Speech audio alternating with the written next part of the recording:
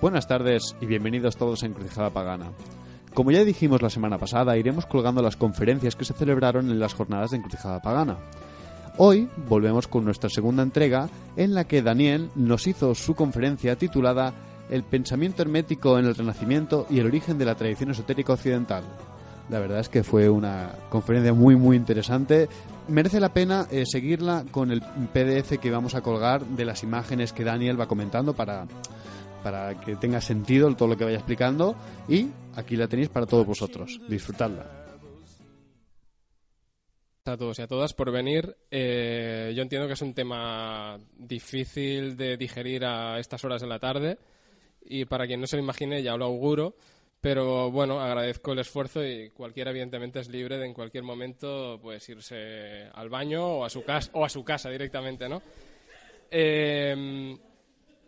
En realidad este título tiene un poco de trampa porque vamos a centrarnos más en la primera parte del título, porque es suficientemente cuantiosa la información y lo que hay que comentar como para hablar también de todo lo demás, ¿no? Lo demás, simplemente hacia el final, pues haré un poco una relación de la primera parte, en qué ha influido, en qué ha sentado las bases para la segunda, ¿no?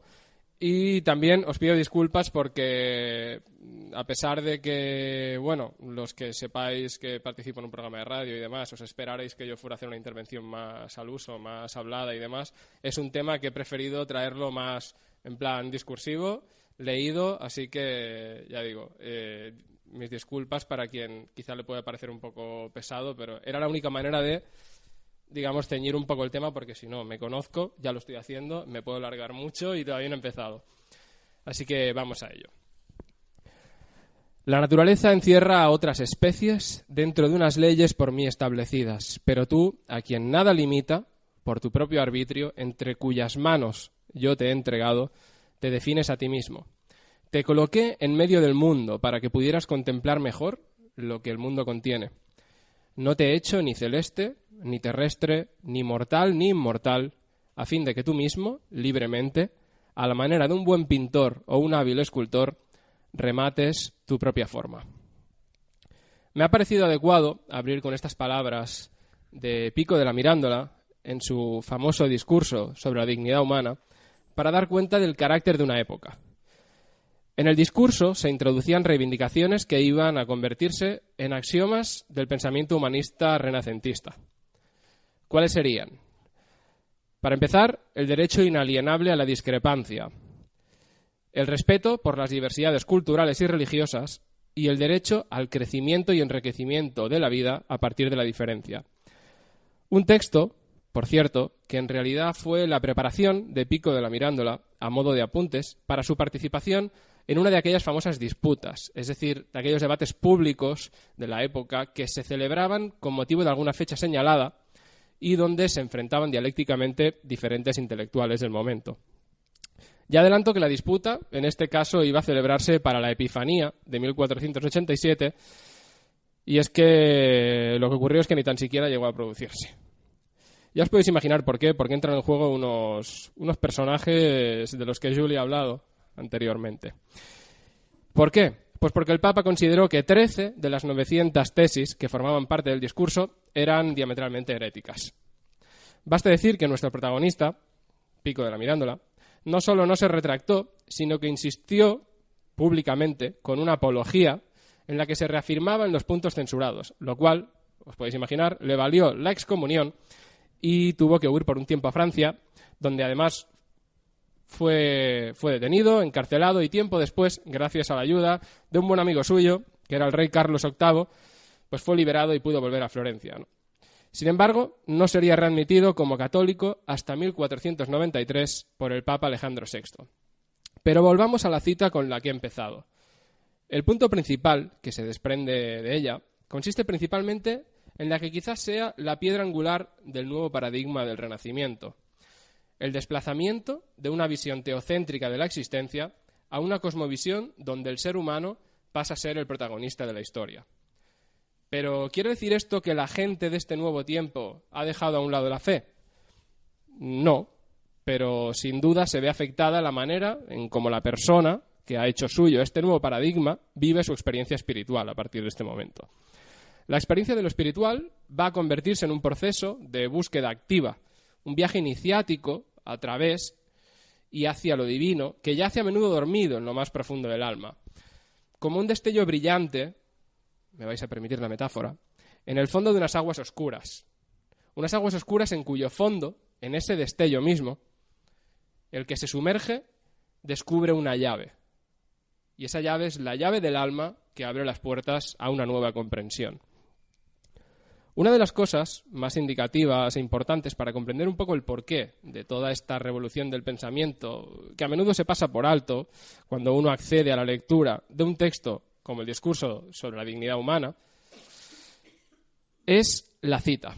La cita con la que abre este discurso, al que yo he mencionado, y una cita que expresamente no menciono hasta ahora. El texto, ese discurso, comienza diciendo «Magnum o Asclepi miraculum est homo». Gran milagro es el hombre, o Asclepio. La cita es precisamente del Asclepius, uno de los textos que conforman el Corpus Hermeticum, del que muchos habréis oído hablar, atribuido a Hermes Trismegisto, ¿no? Pero ¿quién? ¿Quién era este Hermes Trismegisto? ¿Y por qué lo cita Pico de la Mirándola? Para eso tenemos que hacer un breve viaje en el tiempo a la Florencia de 1463. Es en ese momento cuando Cosme de Medici se hace con unos manuscritos que contenían los 14 primeros libros de lo que acabaría llamándose el Corpus Hermeticum. No olvidemos que apenas hacía 12 años de la caída de Constantinopla a manos de los turcos otomanos. Esa iba a ser la causa por la cual numerosos manuscritos que durante siglos habían circundado pues, abundantemente por los territorios del Imperio Bizantino, que además desde la caída del Imperio Romano de Occidente habían sido olvidados en nuestra región, iban a volver de nuevo, ¿no? Iban a irrumpir con fuerza hasta el punto de convertirse en uno de los pilares de aquel caldo de cultivo de finales del siglo XIV, donde humanismo, cábala, magia y neoplatonismo estaban en contacto constante, valga la redundancia. Hasta tal punto llegaba la obsesión con estos textos por parte de gran parte de la intelectualidad del momento, que Cosme de Medici encargó inmediatamente su traducción a uno de sus cortesanos. ¿Quién era? Marsilio Ficino. Marsilio Ficino, que era una figura clave del neoplatonismo renacentista, famoso por haber sido fundador y director de una institución en aquel momento muy importante y que ahora mismo casi nadie recuerda. ¿De qué estamos hablando? Estamos hablando de la Academia Platónica Florentina, o como a mí me gusta llamarla más, Academia Neoplatónica, porque de platónicos en realidad tenían poco y eran más bien neoplatónicos, que es otro asunto, ¿no? Además, Marsilio Ficino era el mentor intelectual de Pico de la Mirándola. Allí, si os fijáis, aquí hay como una especie de terraza cubierta, ahí había una mesa muy bonita, una mesa de piedra redonda, en la que se juntaban todos los miembros de la Academia Platónica Florentina, y ambos eran miembros, ¿no? Marsilio Ficino era ya uno de los senior, por decirlo de alguna manera, y Pico de la Mirándola era el más joven. Ironías de la vida, era el más joven y además fue el que murió más joven, pero eso ya digo, no es cuestión de esta charla de hoy. Como digo, tal era la urgencia para Cosme, que ordenó a Ficino que interrumpiese la traducción de nada más y nada menos, lo que voy a decir es jodido, nada más y nada menos que los diálogos de Platón. Es decir, pensó que era secundario. ¿Para qué? Para que se centrara exclusivamente en traducir a toda máquina y en exclusividad los manuscritos del Corpus Hermeticum. Cumpliendo con su deber, en tan solo un año, Ficino ya los tenía listos. Seguramente la prisa de Cosme se debía a su temor por no poder leerlos antes de ver llegar el fin de sus días. Y es que justo el mismo año en que la traducción estaba lista, le llegó la muerte. No deja de causar cierta compasión que el responsable de haber traído a Europa una obra que llegaría a ser tan influyente fuera a su vez la persona que menos pudo disfrutar de ella. ¿A qué tanta expectación? Os estaréis preguntando. ¿Quién era el tal Trismegisto? Pues bien, según se deduce de los textos mencionados, ya no solo el Corpus Hermeticum y el Asclepius, este último cuya traducción al latín se atribuye, por cierto, al famoso Apuleyo, que algunos conoceréis por ser autor del Asno de Oro, una fábula de claras connotaciones esotéricas. Como digo, según todos estos textos, Hermes Trismegisto, que significa el 3 veces grande, sería un profeta pagano, de origen egipcio, anterior a Jesucristo y, si no anterior a Moisés, como mínimo contemporáneo de este. Los planteamientos de su pensamiento, recogido en esta variopinta miscelánea de textos atribuidos a su nombre, se enmarcarían en una tradición filosófica muy próxima al neoplatonismo propio del Egipto helenístico de los 2 o 3 siglos antes de nuestra era.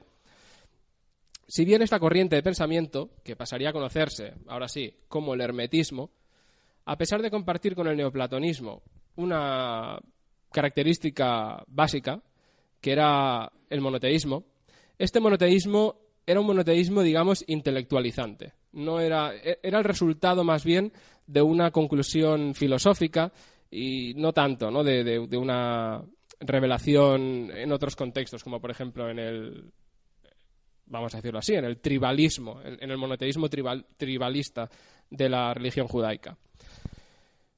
Como digo, me pierdo porque puedo ir aquí sacando temas, pero es que si no, no acabamos nunca.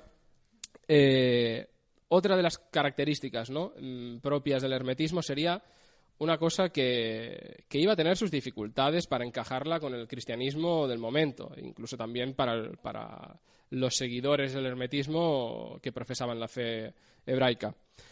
¿Cuál sería? La metempsicosis, es decir, la transmigración de las almas. Este iba a ser un punto conflictivo. Y en esto, pues se diferenciaría también, además, por intentar amalgamar la influencia de otras corrientes de pensamiento, como serían el pitagorismo y la tradición iniciática de los órficos. Además, el hermetismo incluiría como parte de su propia propuesta espiritual a prácticas, esto es muy importante tenerlo en cuenta, prácticas como la magia, la alquimia y las ciencias ocultas, como por ejemplo la astrología, además de otro tipo de mancias que ejercerían la función de aliadas en ese camino, en el fondo, que es el fin último del hermetismo, que es el retorno del alma al origen de todo, a la trastienda del universo, o como dirían ellos mismos, en sus palabras, a Dios o al Creador. Tratemos de entender entonces todo lo que esto significaba para unas gentes que planteaban un retorno a la grandeza del mundo antiguo en todas sus expresiones, así como una purificación del cristianismo hacia sus propios orígenes. Ese maravilloso y añorado mundo clásico hasta ahora parecía irreconciliable con el cristianismo y generaba no pocas angustias en los artistas y pensadores humanistas. ¿Cómo era posible, se preguntaban, que Platón, Aristóteles, Pitágoras, Homero, Virgilio, Cicerón, en definitiva, todas las grandes figuras y referentes de la antigüedad, estuvieran equivocados? Figuras que son un poco como el canon, ¿no? A mí también me gustaría añadir aquí a un personaje femenino que muchas veces se menciona de pasada, ¿no?, que sería Hipatia de Alejandría, por ejemplo, una importantísima neoplatónica del contemporánea a los orígenes del hermetismo. Aquí ya metí un poco la pata porque he dicho los orígenes del hermetismo. Porque una cosa es la visión mitológica del hermetismo y otra cosa es lo que probablemente sea la realidad. Pero no nos avancemos. Ya digo, en serio, es muy necesario entender la angustia que había en esta pregunta por parte de personas que, hay que reconocerlo, eran profundamente cristianas y algunas de un cristianismo muy místico. Y para ellos era básico poder ensamblar una cosa con la otra, establecer una línea de continuidad. Así que hay que hacer un esfuerzo que desde hoy en día puede costar para entender esa necesidad. Y así es como la llegada de unos textos, estos que menciono, que planteaban una visión de la existencia desde un punto de vista cosmogónico y metafísico tan cercana, aunque con sus diferencias, a las religiones del libro, y que el supuesto autor, es decir, Hermes Trismegisto, en aquel momento no se consideraba un personaje mítico, sino que se interpretaba literalmente. Todo esto, además añadido al hecho de que hubiera sido contemporáneo o incluso anterior incluso a Moisés, de repente daba respuesta a toda esa angustia que acabamos de comentar. Ahora todo, desde esa visión cristiana de los humanistas del siglo XV, todo cobraba sentido.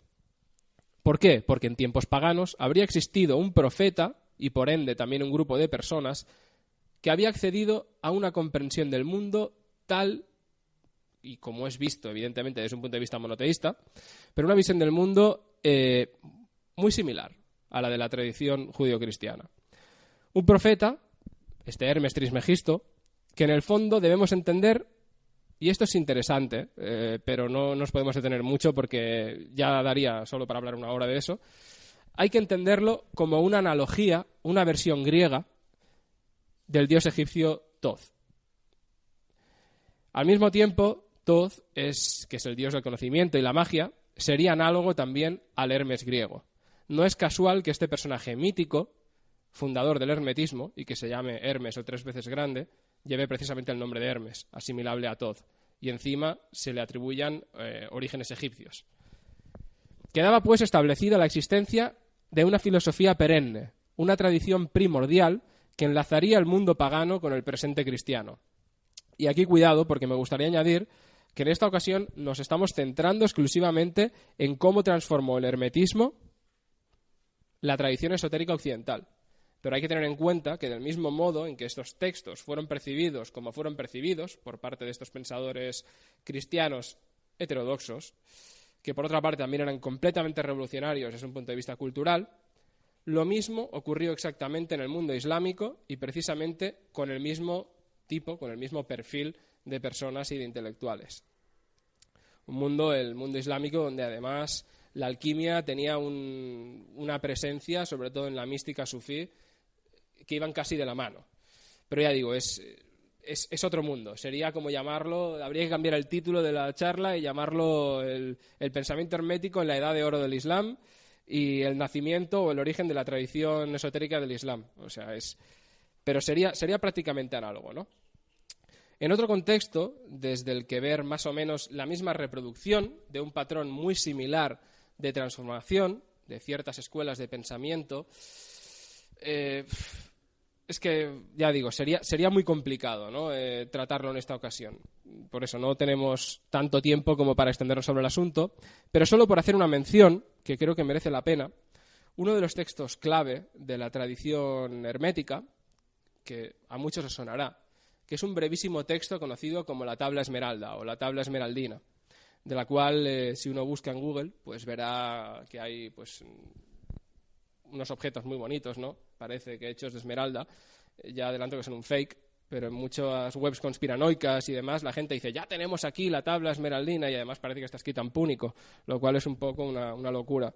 Pero es una representación artística, ¿no? La Tabla Esmeralda, ahora recuerdo así un poco de memoria, pero la primera vez aparece mencionada en uno de los primeros libros místicos del Islam, creo que no sé si es del siglo VII aproximadamente, y aparece mencionada con otro nombre, pero se está hablando del mismo objeto, entre comillas, ¿no? Pero más que un objeto es un texto brevísimo, que en internet lo podéis encontrar, traducido a diversos idiomas, y es que no se tarda más de 5 minutos en leerlo. Y supuestamente en ese texto está incluida las instrucciones, evidentemente veladas, nosotros lo leemos y no entendemos nada, para cumplimentar, para lograr la gran obra, ¿no?, de la alquimia. En fin, este neohermetismo, que nace aquí en el Renacimiento, por llamarlo de alguna manera, porque en realidad es una amalgama de hermetismo, neoplatonismo, cábala, cristianismo esotérico y alquimia, dio lugar al nacimiento, de la mano de nuevas concepciones cosmológicas, como el heliocentrismo de Copérnico y las obras de Paracelso, de quien ha hablado Julia, a un nuevo mundo de referencias simbólicas que pervivió durante largo tiempo y en algunos casos pues todavía pervive de algún modo, ¿no? Pero detengámonos en este personaje que acabamos de mencionar. Seguramente algunas de las personas ya hayáis olvidado hablar de él, y para quien no hubiera oído hablar de él ya lo ha hecho de mano de Julia. Sería este personaje que se convertiría en clave. En clave ya no solo por ser uno de los pioneros de la medicina moderna, además de por su faceta de alquimista, que yo creo que ha sido la más recordada. Y no digo que sea la más importante, pero desde un punto de vista de la filosofía, de la historia de las ideas, evidentemente esa es la parte, digamos, con la que nos vamos a quedar hoy aquí, ¿no? Pero lo que no sabe la mayoría de gente es que en un momento en el que el cristianismo se debatía entre catolicismo y reforma, y después la contrarreforma como respuesta a las corrientes reformadas del cristianismo, a los protestantes, Este hermetismo cristianizado, ¿de quién? Pues de Theophrastus Philippus Aureolus Bombastus von Hohenheim, Paracelso para los amigos, que además suena mejor. A él le gustaba que le llamaran Paracelso, porque, claro, con ese nombre igual imagino que en la escuela escolástica le hacían un poco de bullying, pobrecito, con ese nombre. Además ya vemos que tampoco era un señor especialmente agraciado. Pues por un momento, y sobre todo después de su muerte en 1541, además otro que también murió más o menos joven, aunque podemos intuir en esta representación idealizada que hay al otro lado, aunque idealizada no sé, prefiero el original, creo yo, pero aquí se supone que ya es en su última época. Supongo que tanto experimentar con la alquimia, claro, imagino que estar trajinando con mercurio y bueno, con azufre, aunque bueno, con el azufre tampoco pasa nada. Yo tengo alguna experiencia con azufre, no respiré azufre y aquí sigo, ¿no? Pero bueno, quizá por eso hablo de estas cosas. Ya digo, su pensamiento acabó convirtiéndose casi, para unos pocos, en una alternativa desde el cristianismo, vamos a decirlo así, o desde un cristianismo extraño, una alternativa tanto a la opción protestante como a la opción católica, ¿no? ¿Por quién? Pues por seguidores suyos, como por ejemplo Oswald Kroll, que creo que ha aparecido mencionado también en la exposición de Julia, también lo conocían como Crollius, por representar precisamente eso, ¿no? Bueno, ahora que se habla tanto, bueno, quizá ya no tanto, en su día se hablaba de terceras vías, pues Paracelso era la tercera vía, ¿no? Así le fue. ¿Cómo se conocería a esta alternativa, a esta religión nueva, ¿no? Él no la llamó así en ningún momento, pero así la definía el propio Oswald Kroll como la religión de las dos luces. ¿Cuáles serían estas dos luces? Pues según el propio Kroll, en el prefacio de su Basílica Química, uno de los más interesantes textos alquímicos de la época, decía lo siguiente. En este frontispicio, que aparece aquí no exactamente, porque esto es, digamos, como la portada, sino ya en el interior, digamos, que la presentación, para explicar un poco en qué consistía ese libro, decía: el sumum de la verdad teológica y la filosófica y la fundación de una religiosidad perfecta a partir del libro de la gracia y el libro de la naturaleza. Y esta religión pronto tuvo un nombre: Theophrastia Sancta, evidentemente en honor de Teofrasto, ¿no? Pues a Paracelso. Detengámonos un momento a analizar la imagen porque creo que vale la pena. La tengo también más ampliada, creo que la voy a abrir independientemente porque la vamos a poder ver mejor. A ver, es esta de aquí. Porque vamos a tener que ir centrándonos en algunos aspectos en concreto, ¿no? Esta imagen, que a priori es como un caos, uno empieza a ver mil cosas y dice, bueno, ¿por dónde empiezo, no? Esta imagen recoge... Yo no la he escogido precisamente porque me parezca la más bonita, desde su punto de vista estético. Simplemente porque creo que recoge claramente... Es como una declaración de intenciones, ¿no? Resume perfectamente lo que serían los rasgos principales del pensamiento hermético. En ella podemos ver cómo aparecen representadas ambas luces. Si os fijáis, en la parte superior, donde está el triángulo aquel, podemos observar la luz de la gracia, representada bajo la forma de un triángulo de fuego. No se intuye muy bien, pero se supone que lo que rodea al triángulo es fuego, son llamas. En este triángulo, en cuyo centro, si os fijáis, aparece inscrito el tetragrammatón, el nombre oculto de Dios, podemos ver escrito en minúscula en sus vértices, no sé si se ve muy bien, vamos a intentar ampliarlo. A ver, aquí en los vértices, seguís el cursor, aquí y aquí, os podéis fijar que aparecen representadas, evidentemente, las figuras de la Trinidad cristiana, ¿no? El Padre, el Hijo y el Espíritu Santo, ¿no? Pero en mayúsculas, y eso no es casual. En mayúsculas, a los lados del triángulo, aparece otra cosa. Está cristianizada, evidentemente, pero en este caso es la Trinidad hermética. La Trinidad hermética que originalmente era Dios, cosmos y hombre. No, aquí Mesías se ha cambiado por cosmos. De todos modos, el Cristo, entendido como no como el Jesucristo histórico, sino la figura, el Cristo, no deja de ser una transposición del logos griego. Sería el verbo, y por lo tanto, este verbo, este logos, tanto en hermetismo como en neoplatonismo y cristianismo, sería la emanación mediante la cual el Dios inaccesible da lugar al cosmos. Este logos, en el caso del ser humano, tendría un equivalente directo que sería el nous, el intelecto platónico, la parte más cercana a la divinidad del alma humana, la inteligencia, digamos, de carácter más espiritual, más intuitiva.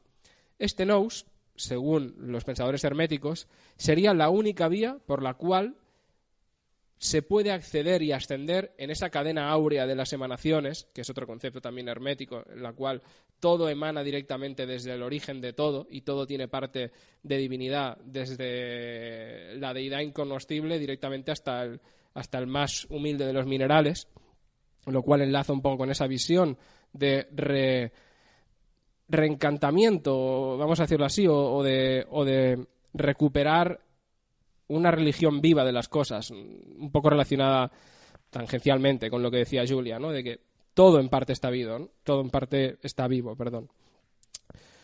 Ya digo, sería este nous, esta capacidad, equiparable al logos, lo que permitiría viajar desde el mundo de arriba al mundo que está abajo. Y esto es importante porque aunque el pensamiento hermético acabó pues, por convertirse en una especie de religión de la mente, altamente intelectualizado, todos sabemos que en última instancia hay cosas pues a las que solo puede accederse desde la praxis de alguna forma de mística. Da igual lo mucho que queramos pensar las cosas. Al final hay que intuir, hay que dejarse llevar, hay que vivenciar las cosas, ¿no? Y en el caso del pensamiento hermético, esta praxis, esta función, correspondería a 3 vías sobre las que volveremos en un rato, que serían la alquimia, la astrología y la teurgia. Pero volvamos al grabado, porque envolviendo a ese triángulo de fuego, observamos cómo se ve rodeado por diferentes astros donde se inscriben entidades espirituales y virtudes relacionadas con el mundo del espíritu, ¿no? Pues tenemos aquí los ángeles, los arcángeles, las virtudes, las potestades, etcétera, ¿no? Todo categorías muy ligadas al espíritu y a lo intelectual. Justo debajo, y para eso vamos a bajar a esta zona de la imagen, vamos a mirar, a ampliar un poco más, porque creo que esta es la apuesta más interesante del pensamiento hermético. Hemos visto la luz de la gracia y ahora estamos en la luz del libro de la naturaleza. Ya digo, esto es clave para entender el hermetismo. En este caso, a cada uno de los lados corresponde una de las 3 esferas del ser humano. Por ejemplo, si os fijáis, ánima, corpus, spiritus, ¿no? Tenemos el alma, que en términos biológicos estaría relacionada con el mundo animal, lo podéis ver también ahí en la imagen, ánima, animalia.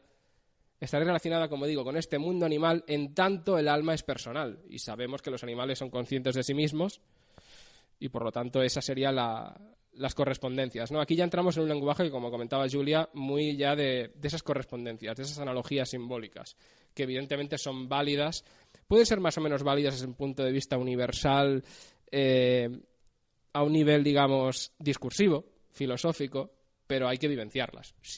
Igual hay gente a la que este camino pues no le funciona. Al fin y al cabo, las propuestas espirituales son caminos, ¿no? Y a todo el mundo no le funcionan del mismo modo o directamente no conectan. ¿Cuál sería esa otra potestad? Sería el espíritu, que en este caso estaría relacionado con el mundo vegetal, en tanto el espíritu es trascendente, pero no es exclusivamente personal. Aquí yo la veo un poco cogida con pinzas, ¿no? Esta analogía con el mundo vegetal sí que lo puedo ver más o menos relacionado con el elemento del aire, ¿no? Por esa analogía con el tema de la libertad, ¿no? Que no está sujeto tanto a cambios físicos, materiales, aunque también. Pero si vamos directamente al cuerpo, este yo creo que es de los más fáciles, ¿no? De comprender. En este caso estaría puesto en relación con el mundo de los minerales, considerando que el cuerpo, y esto es una visión muy hermética, también parecida al gnosticismo, aunque en realidad el gnosticismo y el hermetismo son bastante opuestos, pero sin embargo comparten algunas cosas. Y una es esta visión del cuerpo humano, que no es que se desprecie, como sí que se desprecia en el gnosticismo, pero el cuerpo, en tanto pertenece completamente al mundo de la materia, no tiene conciencia por sí mismo, del mismo modo en que los materiales inertes, como por ejemplo los minerales, no tendrían conciencia de sí mismos. Si nos fijamos, podemos ver cómo a cada una de estas facetas del ser humano está ligado pues un elemento, y a su vez a cada una de las vías herméticas que hemos mencionado. La alquimia, por ejemplo, fijémonos en que especifica alquimia médica. Lo podéis ver aquí, alquimia médica. Esto es importante, que hable de médica, y va muy relacionado con lo que comentaba Julia respecto al fármaco, ¿no? Esto es contemporáneo de la época, de esa especie de transición que comentaba Julia. Aquí está operando también ese espíritu controlador de la naturaleza y de los medios y sobre todo de la química, ¿no?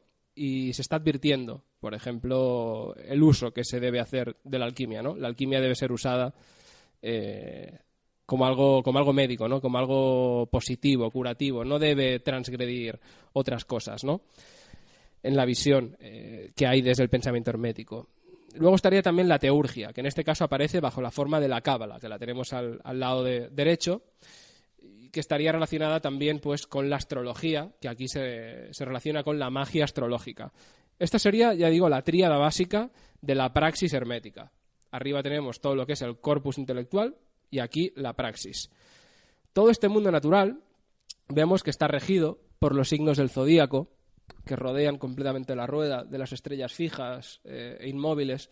Esto ya se estaba convirtiendo más en una visión simbólica que no real, porque desde Copérnico y demás ya se vio con Tycho Brahe y compañía que las estrellas de fijas e inmóviles, más bien nada. Pero seguía teniendo valor desde un punto de vista cosmológico, no tanto científico.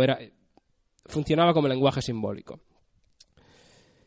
El mundo, en este caso, estaría sujeto a las leyes del cosmos, al contrario que el otro, que estaría como ilimitado. Hay una serie de astros y demás que están como emitiendo fulgores y como si estuvieran en constante explosión. Aquí es un sistema perfectamente cerrado y por eso hacen falta esas tres ciencias, entendidas en aquel momento, para interpretar la naturaleza y sobre todo para interpretarla y para conocer las leyes que la regulan. En el fondo, para ellos, dedicarse, pues esto, ¿no? A la astrología, a la cábala o a la teología o a la alquimia, no era otra cosa que intentar comprender el mundo, pero además enlazar mediante este teatro simbólico que podía ser el mundo, intentar desvelar las verdades de lo que hay en el triángulo de arriba, que es inaccesible para la mente humana. En fin, es que me alargo. Todo esto ni lo tenía escrito y ya me voy alargando.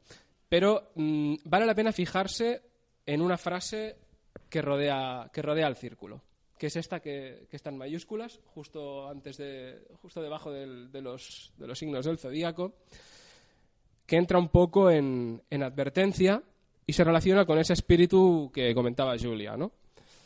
Evidentemente aquí visto desde ese otro lado. Advierte en latín, dice: reza y trabaja juzgando que todo es vano, excepto amar a Dios y servirle solo a Él. Esta frase, independientemente de que esté o no formulada desde un sentido de piedad cristiana, está recordando al lector y quizá futuro buscador que la práctica de estas vías, de estas ciencias, el uso de estas herramientas, solo ha de tener un fin benéfico y un objetivo de transformación y mejora espiritual. Y por tanto, no se acepta que dentro de este modo de pensamiento que estén al servicio de deseos materiales ni personales.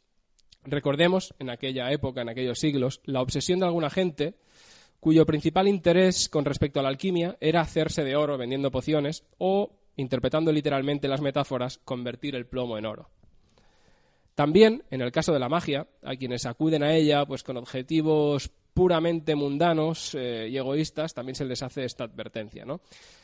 Y aquí yo me voy a meter un poco en terreno pantanoso, porque es un terreno que yo además controlo poco, pero algunos de los amigos y amigas que estáis aquí presentes sabéis, y tenéis pues la suficiente experiencia con la praxis mágica, y seguro que más allá de interpretaciones o aproximaciones religiosas, supongo que algo de acuerdo estarán en que cuando uno pues está dispuesto a transgredir, a adentrarse en ese sendero de la mano izquierda,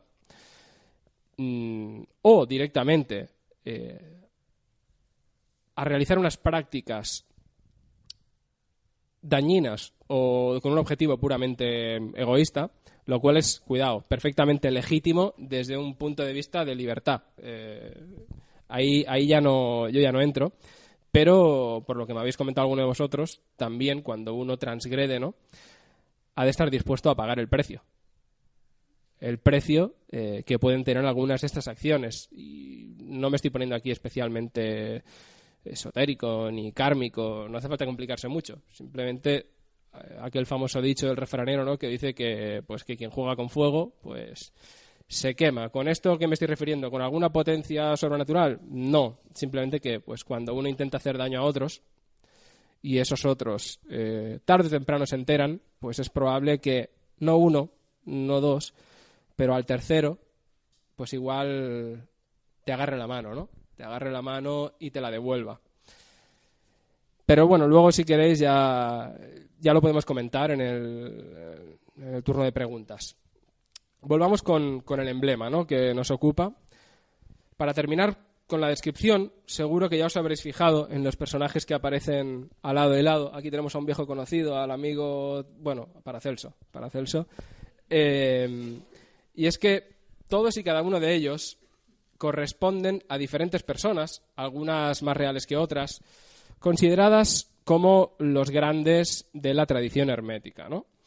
Habría más, pero estos serían de los principales. Vamos a ver si... No lo quiero reducir demasiado, porque interesa que se vean bien. Por ejemplo, ¿por quién podríamos empezar, no? Pues podemos empezar por la que hay arriba del todo, a la izquierda, que sería el propio Hermes Trismegisto, que no me voy a detener mucho en la descripción evidente porque es que ya se ve cómo van. O sea, es absurdo que yo diga va con una túnica y demás. Es importante los emblemas alquímicos que hay en cada una de las imágenes y pueden pasar desapercibidos. No tenemos tiempo tampoco, ni yo tengo el conocimiento como para ponernos ahora a dilucidar sobre qué representa exactamente desde el punto de vista de la alquimia el ave fénix, pero simplemente notar que ahí lo tenemos. La salamandra, por ejemplo, que la tenemos justo aquí abajo. También, ¿cuáles más tenemos? Pues tenemos al pelícano, justo arriba a la derecha, dando de beber su sangre a sus hijos, que es un símbolo que pertenece a la alquimia, pero también tiene orígenes en el cristianismo esotérico, ¿no? Es una imagen que está más relacionada con ese mundo. También el uroboros, que aparece justo aquí, con Morienes, el romano. Todo esto serían supuestos profetas o figuras herméticas. Este es uno quizá de los menos conocidos. A ver si lo puedo ampliar. Bueno, ampliar, que se vean. No. Bueno, Heber, yo creo que así se ve más o menos bien, ¿no? Se intuye. Tenemos también a Roger Bacon, que lo incluyen también como uno de los hermetistas más importantes, que como digo aquí aparece con la salamandra, y también pues al hexagrama, representado aquí por Ramón Llull, el hispano, que me parece a mí que Ramón Llull no lo viene siendo, porque todo esto viene de una confusión. Es una época en la que aparecen muchos textos bajo nombres un poco absurdos. Empezaron a aparecer un montón de tratados sobre alquimia en el siglo XV, XVI sobre todo, y en el XVII ya se popularizaron bajo el nombre de Raimundus Lullius. Y todo el mundo sabe, luego los que han investigado, que Ramón Llull precisamente no se dedicó al hermetismo ni a la alquimia, a otras cosas sí, ¿no? Y ocurría que muchos autores, para salvaguardar su anonimato, firmaban con seudónimos, ¿no? Igual que en los primeros tiempos del cristianismo, ¿no? Pues se dio cuenta la gente, ¿no?, de que había dos Dionisios Areopagitas, por ejemplo, ¿no? Y claro, resultó que uno era el pseudo Dionisio. Era alguien que hacía firmaba los documentos con el nombre de otro, ¿no? Y esto luego fueron los filólogos y los filósofos los que tuvieron que dilucidar ahí en esas contradicciones, ¿no? Por eso digo que aquí Ramon Llull es una figura mitológica, ¿no? Se está refiriendo claramente al Ramon Llull de esa tradición. El que más emblemas tiene asociados sería, lógicamente, Paracelso, que es aquí como el King. Él es el auténtico del King. Le faltaría la careta un poco y la corona sería interesante. Yo me lo imagino a veces así. Tiene, evidentemente, las dos potencias, lo femenino, lo masculino en forma del sol, la luna. Tiene otros emblemas que es bastante complicado intuirlos desde aquí. Y una cosa muy importante, la espada. A Paracelso se le representa muchas veces con una espada que tiene una palabra que es azoz.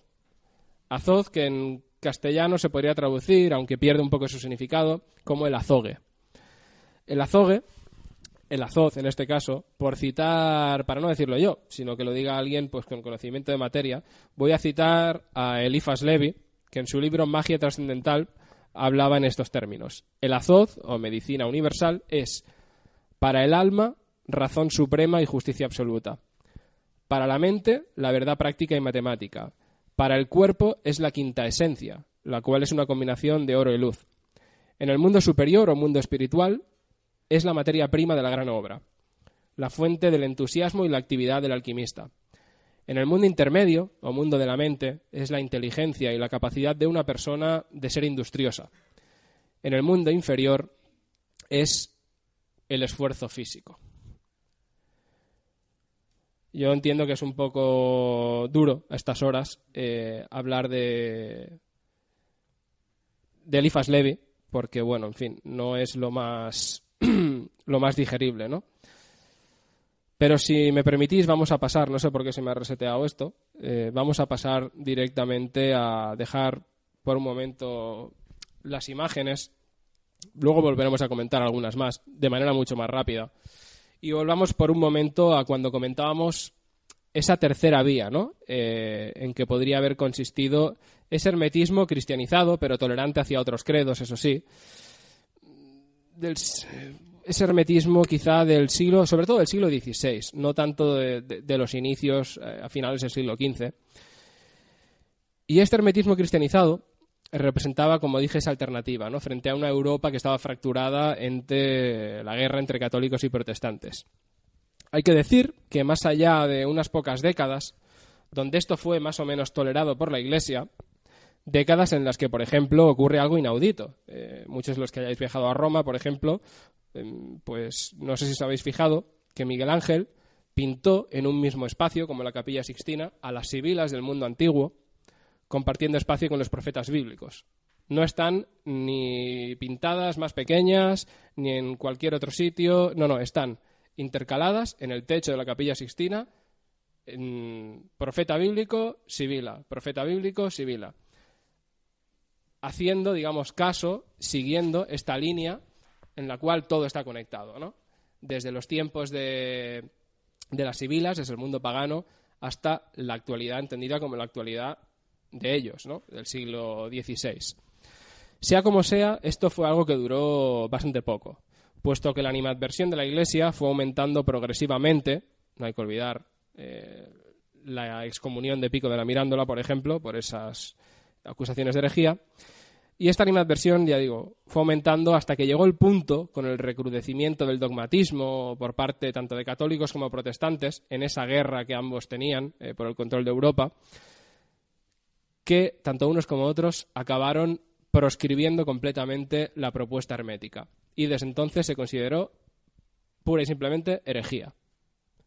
Para más INRI, y siento soltaros este bombazo a estas alturas, en 1614, un filólogo suizo de nombre Isaac Casaubon vino a fastidiarlo todo, porque después de analizar los textos atribuidos a Hermes Trismegisto, concluyó que se trataba de obras escritas en griego entre los siglos II y III de nuestra era, es decir, después de Cristo. Se siente, ¿no? El caso es que después de este análisis filológico, no se podía afirmar que eran la obra directa de un antiquísimo sacerdote egipcio pagano. Esto, que hoy en día puede parecernos pues no excesivamente dramático ni desastroso, es más, lo decimos aquí como bromas, reímos un poco y demás, en aquel momento eso era madre mía, vaya melocotonazo que nos acaba de caer, ¿no? Ahora, ¿qué hacemos con esto, no? Pues en su momento, desde el momento en que se desmonta esa idea de que el hermetismo, ese paganismo profético, prefiguraba el cristianismo, y ya no era más un precursor, sino que era una forma de paganismo intelectualizado posterior a Jesucristo, pues entonces se despreció y se dijo, bueno, pues para hacer cosas cristianas, pues seamos cristianos, ¿no? ¿Para qué nos hace falta esto? Desde entonces, el hermetismo se convirtió en una corriente ya no minoritaria, como lo era, sino directamente marginal. Y a menudo, teniendo en cuenta sobre todo, más o menos, iba a decir el nivel de tolerancia, no, el nivel de intolerancia de los estados que legislaban, si eran más radicales o menos en materia religiosa, pues a veces se convertían en grupos semiclandestinos o directamente clandestinos. Muchos de quienes continuaron esta tradición decidieron hacer caso omiso a las pruebas de este Isaac Casaubon, este gran troll del momento, y otros pensaron pues que quizá la manera de una solución más o menos algo sofisticada al problema era que, bueno, que el hecho de que los textos se hubieran escrito en griego entre el siglo II y III de nuestra era, eso no implicaba pues que no fueran depositarios de una tradición egipcia muy anterior en el tiempo, eso sí, de la cual los textos originales se desconocen y alguien los puso por escrito en el siglo II y el siglo III, o simplemente fue tradición oral, ¿no? Sería una opción de verlo, que no sería ni la de todo esto es una mierda y se lo han inventado, o Isaac Casaubon era como dirían en algunas webs, era un Illuminati, era un desinformador, estaba pagado por la CIA del momento, ¿no? Por el Vaticano. En fin, fuera como fuese, el caso es que a partir de este momento, esa tradición hermética, en forma de continuidad o simplemente como influencia, se refugió en los últimos coletazos de la alquimia del siglo XVII, que por cierto fue el momento que dio pues las obras más maravillosas, de las cuales, si queréis, ahora veremos algunas imágenes, así como también se refugió en algunas sociedades secretas o discretas, como los Rosacruces, o en cierto modo, aunque no literalmente, en la masonería especulativa de inicios del siglo XVIII. Veremos también cómo esta corriente de pensamiento, que en algún momento hemos llamado la religión de la mente, ha perdurado de alguna u otra manera hasta nuestros días. Pero antes de llegar a ese punto, volvamos de nuevo a hacer un repaso en forma de imágenes de cómo toda esta tradición fue madurando y fue expresándose gracias a su cada vez más intrincada relación con la alquimia, hasta el punto que casi se volvió inseparable.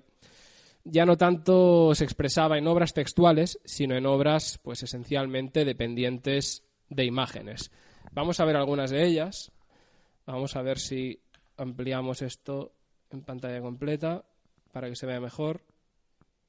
Parece que no quiere. Vale, sí. Bueno, aquí tenemos la Capilla Sixtina, que me he olvidado de ponéroslo antes.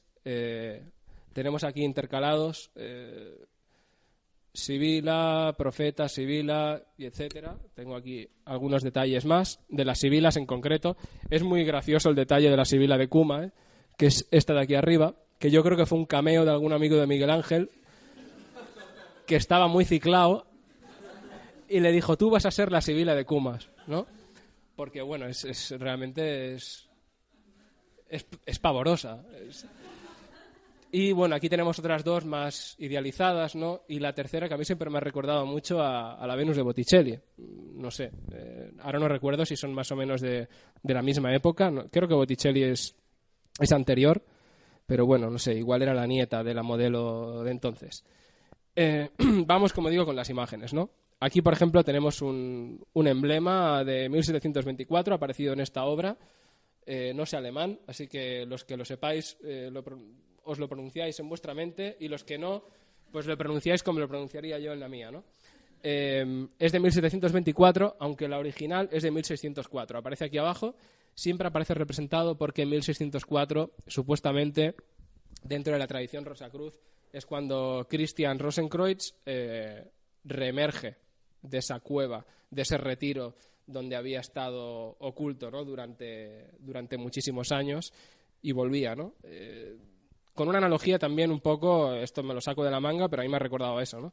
Como una analogía un poco casi de la segunda venida, ¿no? Esa segunda venida de Cristo que nunca llega, pues Christian Rosenkreuz, poquitos años ya tuvo la segunda venida. Y aquí lo vemos saliendo de la cueva ante los discípulos que se maravillan, ¿no? de lo que están viendo.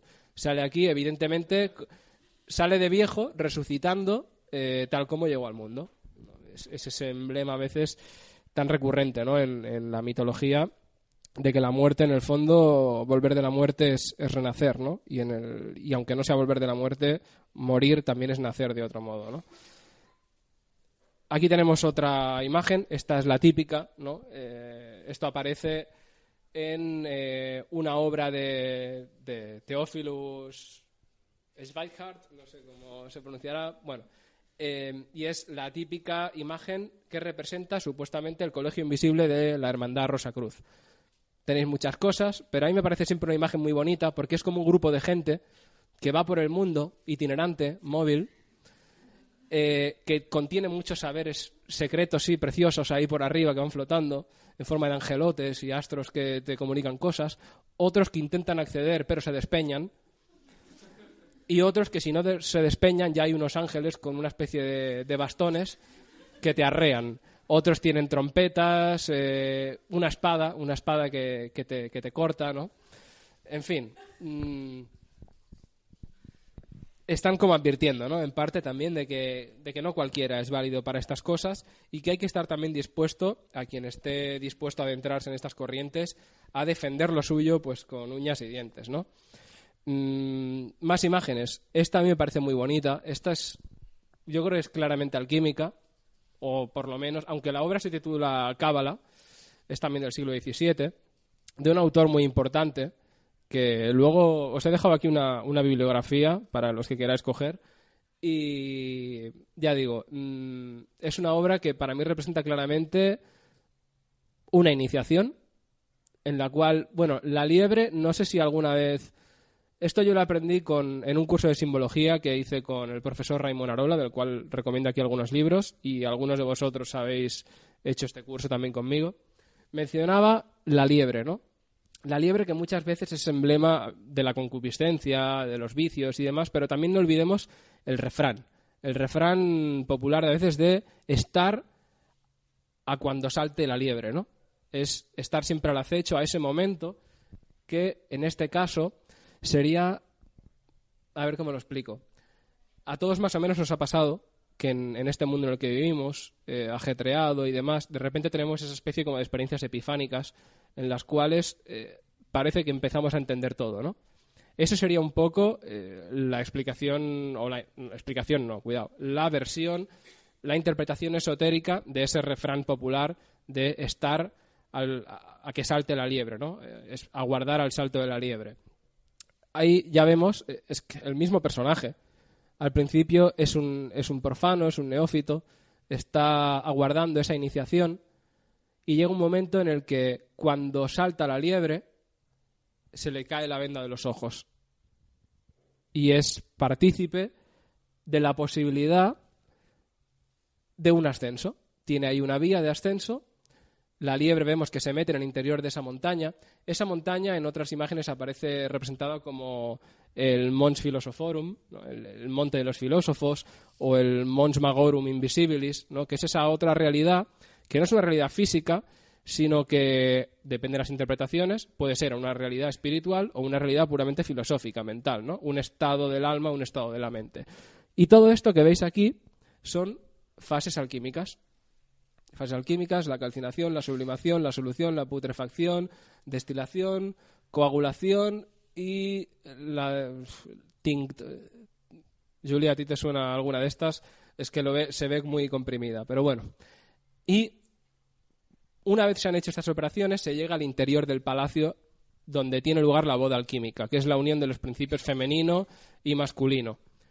Fruto de eso, se produce la gran obra que conduce al ave fénix, que es ese símbolo que representa el renacimiento a una nueva forma de entender y de vivir la realidad, la existencia, a través de una muerte simbólica, que no deja de ser todo este proceso.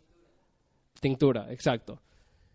Y, bueno, aquí aparecen representados distintas potestades. Arriba del todo hay una fuente que no deja de ser la fuente de la sabiduría, porque la preside Mercurio, precisamente Hermes, que está justo encima de la fuente. Y otra serie de personajes que son también deidades griegas. Está Marte, el dios de la guerra, Plutón con la guadaña como dios de la muerte. Son esas potencias, ¿no?, que gobernarían lo que es el mundo manifestado, que estaría representado, ya digo, por esos dioses que en hermetismo representan facetas de la existencia, y también por los elementos, fuego, agua, aire y tierra, y los símbolos zodiacales. Pasamos a otra imagen. Esta ya no la voy a comentar tanto. Es una que a mí me parece muy interesante por la referencia que hace. Hay una obra también alquímica súper, bueno, bonita, sí, la palabra es bonita, que se llama La entrada abierta al palacio cerrado del rey. Que el nombre ya es muy sugestivo, ¿no? Es una obra de un alquimista, de un hermetista inglés, aunque no lo parezca por el nombre, que era Irenaeus Philaeleces, del siglo XVII.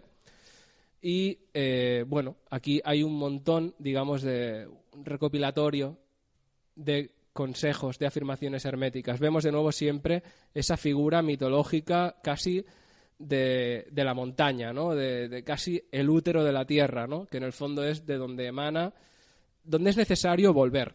Del mismo modo que sales de la tierra, que sales del vientre de tu madre, cuando, digamos, te quieres iniciar en estos conocimientos, tienes que hacer eso que a veces, Julia, hemos hablado, ¿no? Es ese nigredo, ese volver a morir, en cierto modo, para volver a nacer. Vamos a otra imagen. Esta a mí me gusta mucho por lo limpia que es, por lo simple que es. No sobra nada, no como en otras que están quizá para mi gusto demasiado recargadas. Bueno, aquí tenemos... es interesante por la referencia que hace hacia el título, ¿no? Esta es una de las más famosas. Es una imagen que pertenece a una obra de Thomas Vaughan, que la ilustró pues su hermano, R. Vaughan, que ahora mismo no me acuerdo cuál era su nombre, pero es indiferente, los hermanos Vaughan. Y, bueno, pues aquí aparece representado de nuevo eso mismo, ¿no? De nuevo, la persona con los ojos vendados, es decir, la persona que todavía no se ha iniciado en ese camino, todavía no se ha...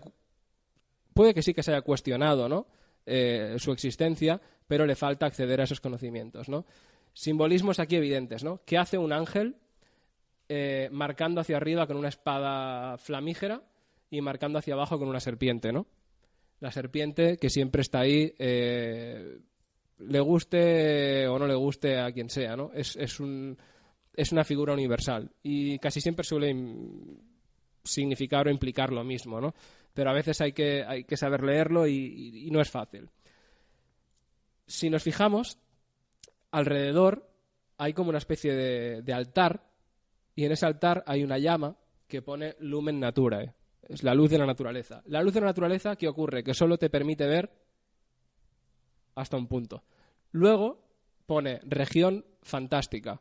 Es esa región donde no es posible llegar simplemente a través de lo empirismo, de la ciencia, de las herramientas, digamos, incluso esotéricas. Hay que mojarse, hay que dejarse llevar.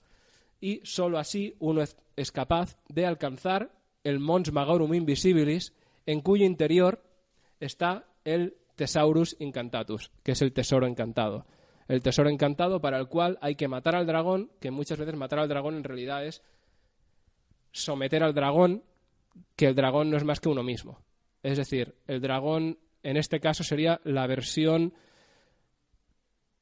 no iniciada de uno versus el que está en el interior sentado sobre el tesoro, que es uno mismo que ha sabido, digamos, regenerarse e imponerse pues a todo lo que tiene de imperfecto en sí mismo, ¿no? Que por otra parte no es algo que se consiga tan idealmente como se ven las imágenes. Muchas veces hemos comentado, es un camino que es toda la vida, ¿no? Es inalcanzable, ¿no? Yo creo que la gran obra alquímica nunca se llega a alcanzar. A pesar de todo, hay que intentar buscarla, ¿no?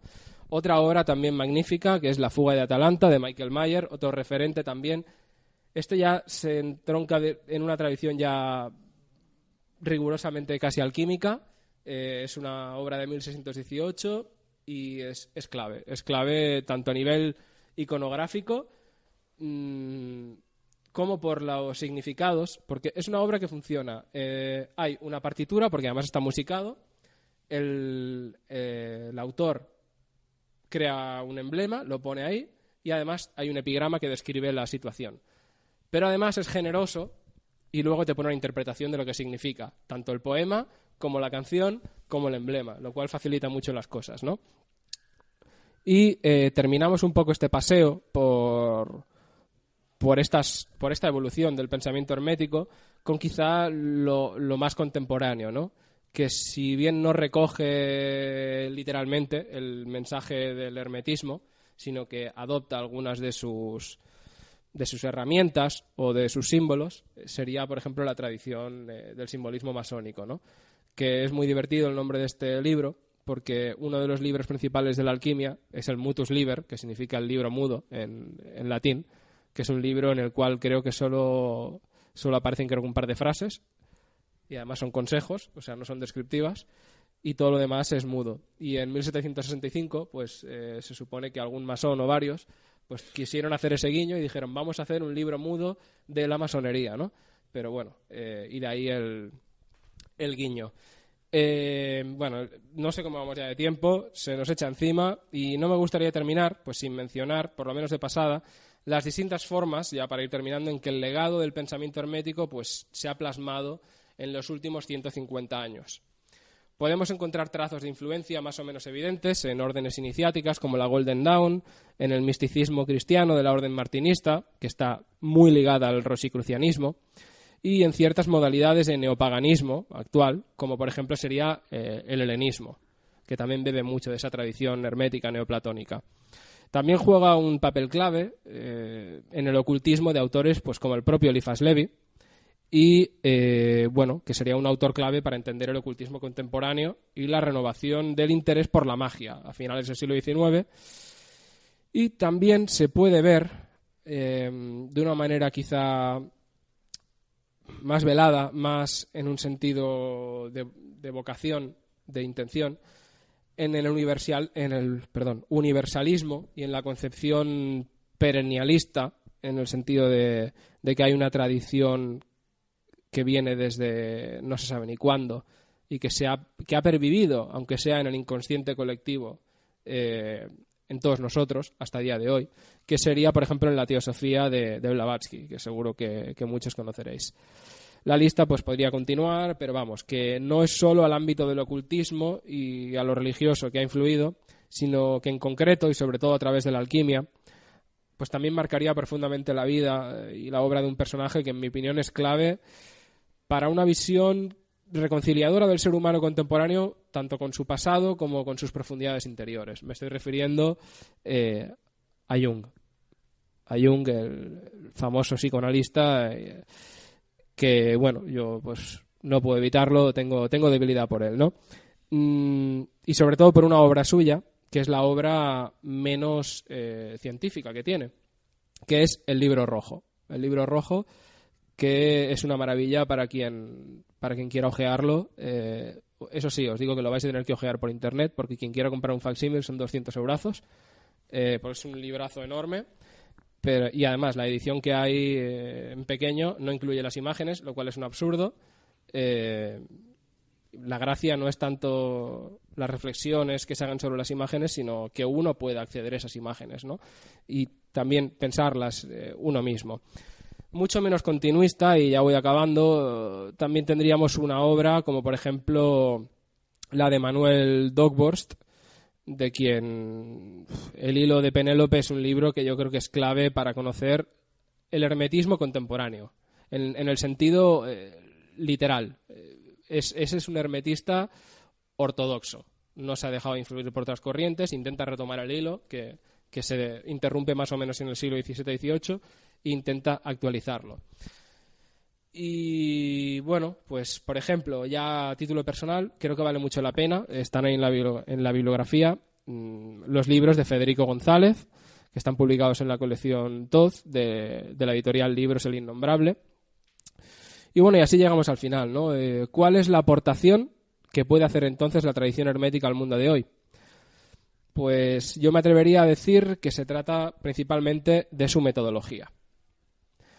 Me refiero a su vocación sincrética, a que es permeable, a que es integradora. Una visión pues, que además, a diferencia de muchas tradiciones espirituales, en lugar de despreciar el mundo de la naturaleza y de la materia como algo indigno y carente de todo interés, al contrario de esas propuestas, que solo miran hacia arriba y solo se interesan por el mundo de lo metafísico, esta manera de ver el mundo convierte pues, al mundo manifestado, al mundo de lo visible, en un maravilloso escenario simbólico y en un auténtico laboratorio del alma. Y permitidme que termine pues, con la lámina 14 del Mutus Liber, que he mencionado anteriormente, el original, no el masónico, que contiene un consejo de validez universal. Y es este. Vemos aquí dos figuras, y aquí dice en latín: ora, lee, relee, trabaja y encontrarás.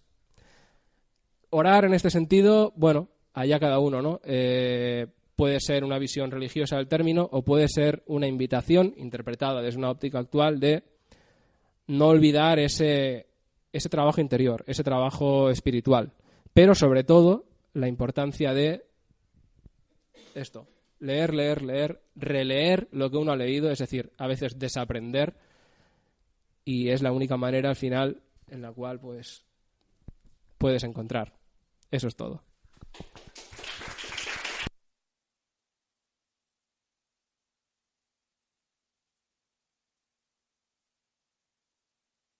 Bueno, y los que tengáis preguntas, pues como antes, ¿no? Os paso el micro y ya está. Sé que es un tema denso que no da para preguntas aquello muy espontáneas, pero bueno, si no hay preguntas tampoco pasa nada, ¿eh?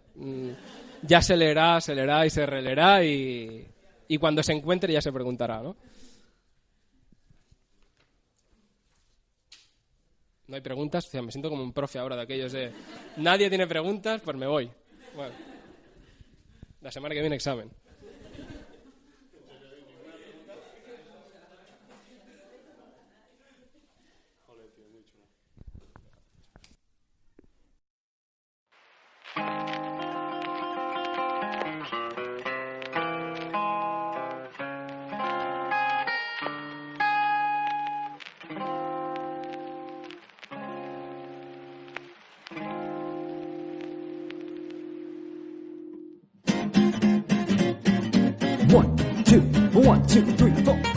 Y hasta aquí la conferencia que nos ofreció Daniel en las jornadas de Encrucijada Pagana en la segunda edición. Os recordamos que seguimos a vuestra disposición a través de un mensaje privado por Facebook, a la página de Facebook de Encrucijada Pagana, o bien al correo electrónico encrucijadapagana@gmail.com. Saludamos a nuestra matrona Eris y nos despedimos hasta el próximo programa. Gypsy magic, eye of the nude and cinnamon. Watch as the matter turns to batter. Open the portal, jump in.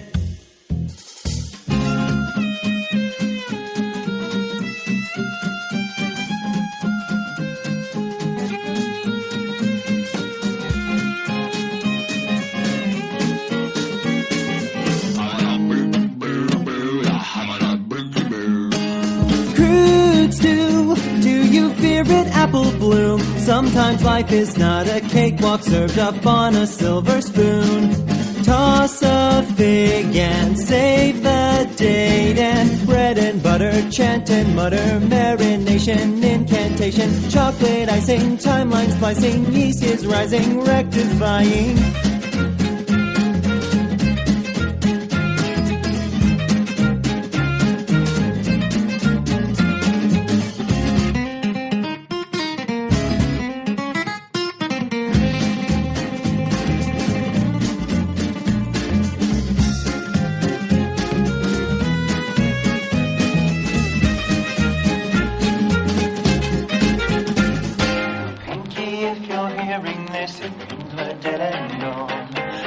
don't break a portal, just accept it and move on. My cauldron is preheated and I've got you in my thrall. Let's beat these yoke and save my folk by breaking the fourth wall. Watch as I work my gypsy magic, see pony tears and throw below. God help this outcast with her witchcraft, someday I'm gonna go home. Someday